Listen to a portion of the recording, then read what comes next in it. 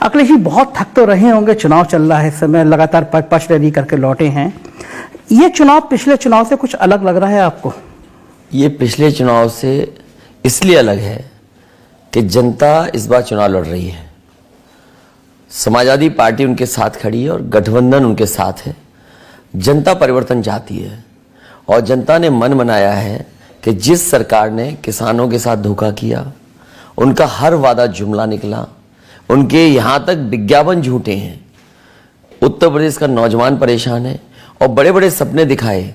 एक समय ऐसा आया जब इन्वेस्टमेंट मीट की बातें हुई और इन्वेस्टमेंट मीट के बाद डिफेंस एक्सपो लगाया गया और देश के सबसे बड़े नेता जाकर के कभी बुंदेलखंड कभी दूसरी जगह जाकर के डिफेंस कॉरिडोर का सपना दिखाया।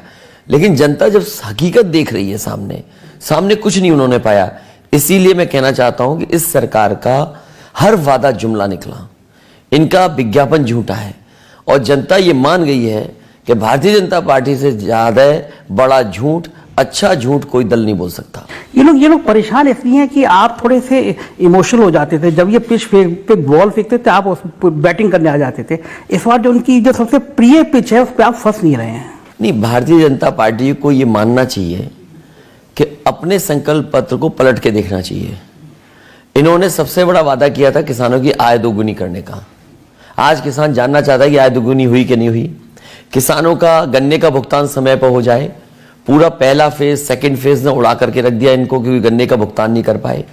बिजली का बिल इतना महंगा कर दिया इन्होंने, खाद नहीं दे पाए, डीएपी नहीं दे पाए। अन्ना जानवर परेशान कर रहे हैं लोगों को, सांड सड़कों पे घूम रहे हैं। बुंदेलखंड जैसी जगह पर पलायन बड़े पैमाने पर हुआ। लोगों को अभी भी याद है कि किस तरीके से लॉकडाउन में घर परिवार के लोग पैदल पैदल चल के आए। बच्चे गोदियों में थे, जो चल सकते थे वो पैदल पैदल चल रहे थे। वो सब चीजें जनता को याद है, इसलिए भारतीय जनता पार्टी के खिलाफ लोग खड़े हुए हैं। अखिलेश जी, कुछ भाषा का स्तर लोकतंत्र में ज्यादा गिरता जा रहा है। गर्मी निकाल दूंगा, शिमला बना दूंगा। क्यों नेता, मैं ये जानना चाहता हूँ कि आप एक अच्छे नेता हैं, आप भी इतनी बार रहे हैं, नेता इस हद तक कब गिरता है, इस हद तक गुस्सा से कब आता है? मुझे ये लगता है कि भारतीय जनता पार्टी खिसिया गई है। उन्हें पता है कि वो हारने जा रहे हैं, तो ये भाषा का इस्तेमाल इसीलिए कर रहे हैं कि वो हारने जा रहे हैं। लोकतंत्र में ऐसी भाषा की जगह नहीं होनी चाहिए। ठोक दो, गर्मी निकाल देंगे। और इसके बाद तमाम लोग ऐसे हैं जो कह रहे हैं घोर परिवारवाद। वो दूसरी पार्टी का परिवारवाद तो दिखता है, लेकिन उन्हें अपनी पार्टी का परिवारवाद नहीं दिखाई देता है। उन्होंने मध्य प्रदेश के नेता को अपनी पार्टी में शामिल किया, ज्योतिरादित्य सिंधिया। वो मंत्री हैं आज, उनकी बुआ क्या है, उनकी दूसरी बुआ क्या है। इसी तरह यहाँ पर जो नेता है भारतीय जनता पार्टी के पूर्व 2 मुख्यमंत्री, उनके बेटे क्या हैं और एक के बेटे क्या हैं। आज जो मुख्यमंत्री खुद कुर्सी पे बैठे हैं, क्या वो नई परिवारवाद की वजह से कुर्सी पे बैठे हैं? तो भारतीय जनता पार्टी को अपना परिवारवाद नहीं दिखाई दे रहा है, दूसरों का परिवारवाद दिखाई दे रहा है। लेकिन आप इसमें सेफ पिच पे खिसकर लोग कह रहे हैं पहली बार चुनाव है कि डिंपल जी प्रचार नहीं कर रही हैं, रामगोपाल जी प्रचार नहीं कर रहे हैं, आपने परिवार को बिल्कुल अलग करके आप अकेले हीरो की तरह अकेले प्रचार कर रहे हैं। नहीं, वो लोग भी कर रहे हैं और जगह जगह जा रहे हैं और आने वाले समय पे जाएंगे। लेकिन जहां चुनाव में समय कम है, दिन कम है, तो प्रत्याशी ज्यादा कार्यक्रम भी नहीं चाहते हैं।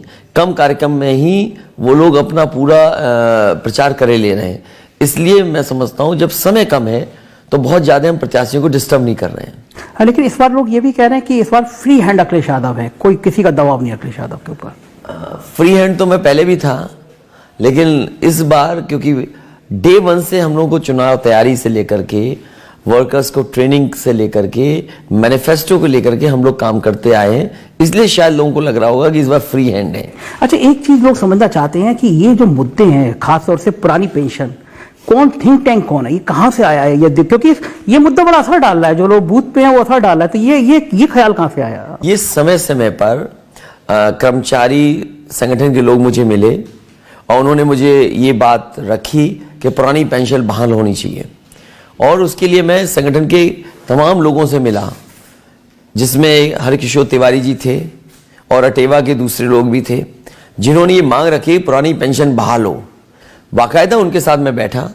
उनके साथ साथ जो फाइनेंशियल एक्सपर्ट लोग हैं, जो फाइनेंस को समझते हैं, जो सरकार चला चुके हैं, रिटायर्ड अधिकारी हैं, उनसे जब राय बन गई, उनसे पूरी बातचीत हो गई कि आने वाले समय में अगर सरकार को पुरानी पेंशन का पैसा देना पड़ेगा तो कैसे पैसे का इंतजाम होगा, तो फाइनेंशियल इन चीज़ों को समझ करके ही पुरानी पेंशन बहाल की है। और मैं समझता हूं उत्तर प्रदेश के सभी कर्मचारी ये चाहते थे कि पुरानी पेंशन बहाल हो। समाजवादी पार्टी ने उनकी बात मानी है और लोकतंत्र में यही है कि जो जनता चाहती है वो हम करें। तो अगर वो कर्मचारी चाहते हैं कि पुरानी पेंशन बहाल हो तो हमने उनके लिए पुरानी पेंशन बहाल करने का फैसला लिया है। आपको प्रधानमंत्री जी को थैंक यू बोलना चाहिए था, आप नाराज हो गए।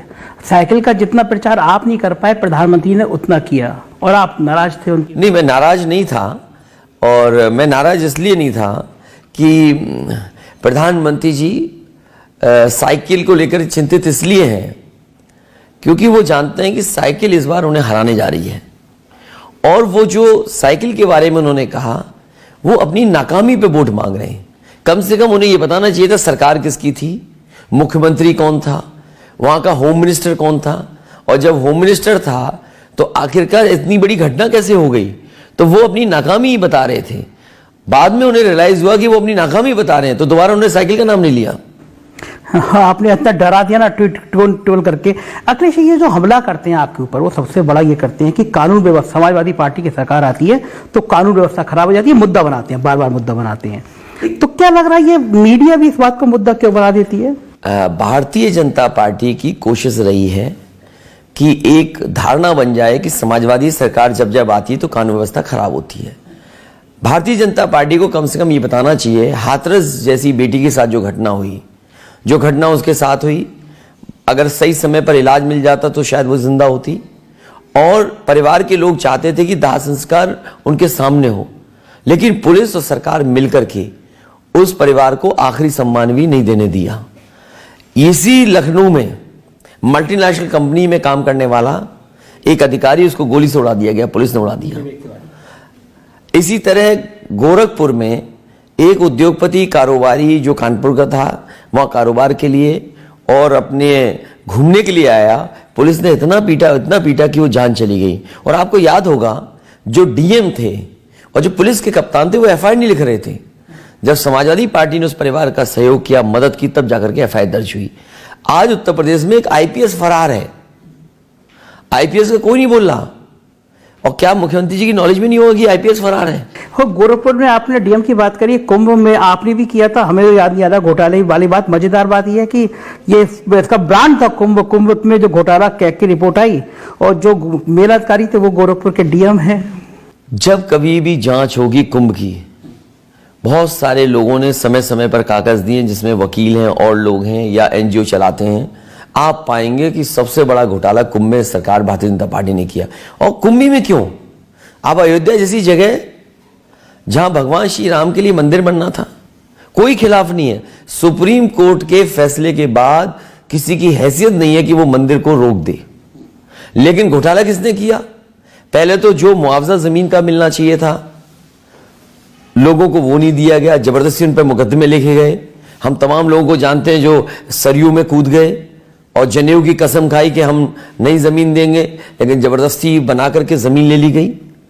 एयरपोर्ट के लिए कोई नहीं रोकना चाहता, लेकिन कम से कम ऐसा जो काम होने जा रहा है, अच्छा काम होने जा रहा है, पुण्य का काम होने जा रहा है, तो कम से कम गरीब को मुआवजा तो ठीक मिले। तो कानून व्यवस्था में ये जानबूझ करके कुछ मीडिया हाउसेस से मिलकर के समाजवादी पार्टी की बदनामी कराना। अखिलेश जी, जब आपकी सरकार थी तो टीवी पे कोई घटना हो जाती थी तो एक तरफ आपका फोटो लगता था और अपराध की घटना चलती थी। अब नहीं दिखता फोटो, कुछ लगता है आपको? कुछ मुझे लगता है कि वो लोग जो तस्वीर हमारी दिखाते थे वो कहीं ना कहीं घबराते हैं, डर रहे हैं, या कोई बोझ ऐसा है जो बोल नहीं पा रहे हैं। मुझे लगता है जो सरकार का बजट का जो बोझ है उसकी वजह से वो तस्वीर नहीं दिखा पा रहे हैं। इस बात को साफ करेंगे, क्योंकि आप एक योगी जी जो हैं वो पत्रकारों पर मुकदमे लगाते हैं, आप पत्रकारों को खिंचाई करते हैं, ईमानदार पत्रकार। मुझे खुशी है कि मैंने कई बार देखा है, और खासकर मैं आपके लिए कहना चाहता हूं कि जब 4 PM का जो अखबार का था वो मैंने ही लॉन्च किया था, और कई बार अधिकारियों ने, कुछों ने मुझे दिखाई अखबार कि देखिए आपने लॉन्च किया और आपके खिलाफ खबर निकल रही है। तो मैंने कहा इस खबर को आप जानकारी मानिए, और अगर कोई गलती कर रहा है अधिकारी मंत्री, तो उसको रोकिए आप। समाजवादी सरकार थी तो अखबारों में कोई बात छपती थी वो जानकारी हम मानते थे और तब उस पर कार्रवाई करते थे। लेकिन ये सरकार तो कमाल की है, ये सरकार अखबार वालों को दबाव बनाती है कि जैसे इत्र वाला पकड़ा गया, अखबार वालों ने कहा कि समाजवादी इत्र वाला वही है जिसने समाजवादी इत्र लॉन्च की थी। वो अखबार के मालिक बाद में कहा कि हमसे गलती हो गई, और एक अखबार वाले पर जो दैनिक जागरण है उसे तो पता नहीं क्या हो गया है। मुझे तो लगता है किसी ने कानपुर में मुझे जानकारी दी है कि वो सरकार के लोगों के साथ मिलकर के जमीनें, प्लॉट और बिल्डिंग बना रहे हैं। तो जो अखबार प्लॉट लेगा, बिल्डिंग बनाएगा, ये मेट्रो बनाई समाजवादियों ने और पूरा विज्ञापन ले लिया दैनिक जागरण ने। समाजवादी सरकार में कई घोटाले इन्होंने किए। जब कार्रवाई की और कार्रवाई हुई और आज देख लीजिए। तो आप भी तो अपने समय में, लेकिन अखबार के मालिकों को तो आप फायदा देते थे, पत्रकारों को आप डांटते हैं। मालिक तो मैनेज हो जाते सरकारों वाले समय में। मुझे लगता है कि पत्रकार निष्पक्ष होंगे और जो मालिक लोग हैं वो भी निष्पक्ष काम करेंगे। निष्पक्ष काम जब होगा तो लोकतंत्र बचेगा। लेकिन कुछ अखबार वाले हैं, खासकर जिनका मैंने नाम लिया दैनिक जागरण, मुझे अभी पता लगा कि अखबार कम बिजनेस ज्यादा कर रहे हैं। वो उन्हें बिजनेस से मतलब है, और जब बिजनेस कोई करेगा तो फिर सरकार के खिलाफ कैसे लिख लेगा? ये सबसे बड़ा सवाल है। लोकतंत्र तभी मजबूत होगा जब प्रेस को खुली छूट मिलेगी और सरकार में बैठे लोग उसको जानकारी समझेंगे कि अखबार ने अगर ये खबर निकाली है तो वो जानकारी है, और सरकार की जिम्मेदारी ये बनती है कि अगर वो खबर निकली है तो उस पर कार्रवाई करे। अखिलेश जी, अगर सरकार आपकी आती है तो जो पत्रकारों पे उत्तर प्रदेश में मुकदमे लगे हैं, नेता तो अपने मुकदमे वापस ले लेते हैं, क्या पत्रकारों के मुकदमे वापस? सभी पत्रकारों के साथ अच्छा व्यवहार होगा, उनकी सुरक्षा का इंतजाम होगा, और साथ ही साथ मैं भरोसा दिला सकता हूं कि बहुत सारे पत्रकार समय समय पर हमें मिले। मुझे याद है वो पत्रकार जिसने कभी ये खबर चला दी थी कि मिड डे मील में बेईमानी हो रही है, लूट हो रही है, भ्रष्टाचार हो रहा है, दाल में पानी है, तो उस पर भी एफआईआर दर्ज हो गई थी।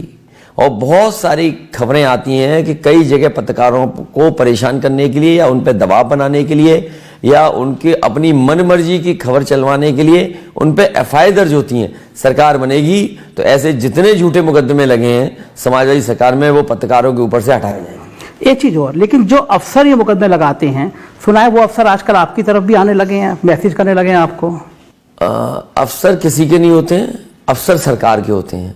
मुझे लगता है इन अफसरों को पता लग गया है कि सरकार समाजवादियों की बनने वाली है।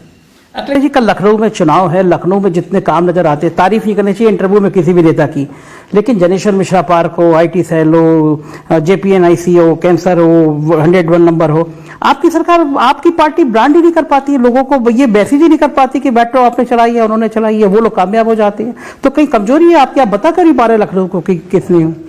क्योंकि चुनाव कई बार दूसरे मुद्दों पे होता है और बहुत सारे मैंने लोग देखे हैं जिन्हें पता है कि ये समाजवादियों के बनवाई हुई योजनाएं हैं, लेकिन स्वीकार नहीं करते हैं। मुझे उम्मीद है इस बार लखनऊ ही नहीं बल्कि उत्तर प्रदेश के लोग कम से कम विकास और काम को वोट देंगे, कि जो सरकार काम करती है उसको वोट देंगे। जो लखनऊ में काम हुए हैं, बड़े बड़े काम जो जनता के हित के हैं, मेट्रो बनाना हो, पार्क बनाना हो, बस स्टैंड बनाना हो, CM के वो बनाना हो, या जनता को जो सुविधाएं दी हैं, अच्छे अच्छे हाईवे बना करके, या और बड़े काम जो सरकार के हुए हैं, जैसे अस्पताल बनाया गया, कैंसर इंस्टीट्यूट बनाया गया, स्टेडियम्स बनाए गए, मंडी का किसान बाजार बनाया गया, या शाम अवध जो बनाया था सरकार ने आते ही वो बेच दिया। लेकिन कम से कम समाजवादी सरकार बनेगी तो जिन लोगों ने ये शाम अवध बेचा है, जो आजकल प्लासियो मॉल है, उसकी जांच जरूर होगी, क्योंकि डिप्टी CM ने शिकायत की थी मुख्यमंत्री से और मुख्यमंत्री को यही नहीं पता था कि इतना बड़ा मॉल बिक गया। इसलिए कम से कम इस बार जनता ये देखेगी और मुझे पूरा भरोसा है और खुशी है इस बात की कि जिस तरह का जन समर्थन मिल रहा है वो विकास का जन समर्थन मिल रहा है। अखिलेश जी, एक बात और समझ में नहीं आती, लखनऊ के लोगों ने कहा था मैं आपसे पूछूं जरूर, जनेश्वर मिश्रा पार्क देश के सबसे बड़े पार्कों में से एक है, हमारे मुख्यमंत्री कभी गए नहीं, उसमें क्या कारण क्या होगा, क्यों नहीं गए होंगे उस पार्क को देखने के? कब? मुझे लगता है हमारे मुख्यमंत्री को शौक नहीं है कोई अच्छे काम हो, और अच्छे काम अगर करें तो उन्हें बुरा लगता है, और हो सकता है उद्घाटन पहले हो गया था इसलिए नहीं गए। हम तो उनसे कहेंगे कि अभी आचार संहिता में उद्घाटन का उद्घाटन कर दो परमिशन लेकर के चुनाव आयोग से। ये जो पार्क बनाए हैं वो जनता को जगह दिए मिलने के लिए। कई बार लोगों का जीवन फ्लैट में कटता है और फ्लैट में पूरा परिवार रहे या फ्लैट में लोगों का जीवन में वो खुली हवा खुला घूमने को नहीं मिलता है, इसलिए दुनिया भर में पार्क बने हैं। ये सिटी के हमारे लंग्स हैं। वहीं जिस तरीके के पेड़ लगाए हैं, क्वालिटी ऑफ प्लांटेशन है, एक एक पेड़ अच्छा लगाया गया है, वो इसलिए लगाया गया लोगों को प्रकृति के प्रति, इन्वायरमेंट के प्रति लगाव हो, साथ ही साथ परिवार के साथ घूम सकें और कहीं ना कहीं सोसाइटी में गेट टुगेदर होने की जगह हो, मिलने मिलाने की जगह हो, इसलिए ये पार्क बनाए हैं। हमारे मुख्यमंत्री जी को शौक ही नहीं है इन चीजों का, उन्हें पेड़ कटवाने का शौक है। आखिरी सवाल, अगर आप सरकार आती है, मुख्यमंत्री बनते हैं, पहला काम क्या करें? समाजवादी सरकार बनने पर मैं उत्तर प्रदेश की जनता को भरोसा दिला सकता हूं कि जो उत्तर प्रदेश का इंफ्रास्ट्रक्चर था उसको बेहतर करेंगे। उत्तर प्रदेश के किसी कोने से कोई लखनऊ आना चाहेगा तो उसके लिए एक्सप्रेसवे ऐसे हों जो 4.5 या 5 घंटे में उत्तर प्रदेश के किसी कोने से आ जाए। आज अस्पतालों की सबसे ज़्यादा ज़रूरत है क्योंकि गरीब जनता को इलाज मिल जाए, गरीब जनता को इधर उधर दिल्ली बम्बई न जाना पड़े, बड़े से बड़े इलाज हो जाएं और इलाज के लिए उन्हें एक भी पैसा नहीं खर्च करना पड़े। सबसे बड़ा मुश्किल काम होगा नौकरी और रोजगार देना। समाजवादी सरकार जब थी, SCL आया या तमाम और कारखाने लग रहे थे, सैमसंग जैसा प्लांट आया, एक्सपेंशन हुआ और भी सोलर एनर्जी के कई प्लांट लगे हैं जिसमें बड़े पैमाने पर लोगों को नौकरी रोजगार मिले। सबसे बड़ा चैलेंज होगा कि उत्तर प्रदेश के नौजवानों को रोजगार नौकरी कैसे दी जाए। मैं भरोसा दिलाता हूं कि उत्तर प्रदेश में 1-2 साल में इतना काम हो जाएगा कि लोगों को यहीं पर नौकरी, यहीं पर रोजगार मिल जाए, जिससे कि उनका भी परिवार खुशहाली की तरफ चले। शुक्रिया अखिलेश जी। और मैं इस बात का खास तौर से शुक्रिया अदा करूंगा कि मुझे याद है कि 4 PM में हर हफ्ते में 2 खबर आपके खिलाफ छापता था और लगता था कि अब आप मुझसे नाराज होंगे, लेकिन आप कभी नाराज नहीं हुए और किसी भी शायद पत्रकार से नाराज नहीं हुए। नेता को शायद ऐसा ही होना चाहिए। नहीं, गलत खबर पे कभी नाराज नहीं हुए और कम से कम लोकतंत्र में सुनने की और देखने की वो होनी चाहिए हिम्मत। आपने अपने ऊपर बने हुए